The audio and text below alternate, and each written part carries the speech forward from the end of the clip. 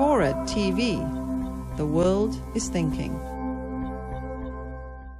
A couple of years ago, I was asked to do a Bible study group. I'm thinking Catholics don't do Bible studies, you know.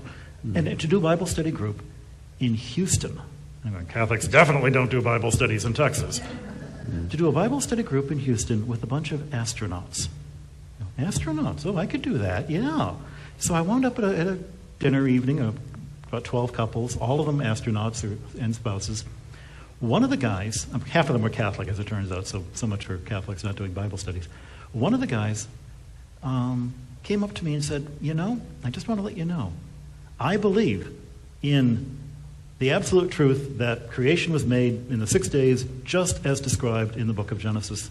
And that's my religion. I just want to let you know that ahead of time. And I'm thinking, you know, have you actually read Genesis? Where it says the world is flat and it's covered with a dome and there's water above and below the dome. You know, where does the shuttle go? How come you don't get wet? But then he told me a little bit more. He said, you know, before he was an astronaut, he was a test pilot. Test pilots, you don't want to have the habit of creatively reinterpreting their written instructions. And that's true of computer programmers, and that's true of engineers in general. These are people whose world depends on them literally interpreting the material that they've been given. And so to them, the Bible is just another owner's manual, because that's the way they view the world. Whereas in the ancient world, you know, what are the oldest books we have? The Iliad, the Odyssey, they're poems. They're books of poetry. And the world was interpreted in terms of metaphor and simile. And of course, the crazy thing is, science itself is metaphor and simile. Newton's equation for the fall of a rock due to the laws of gravity is a poem.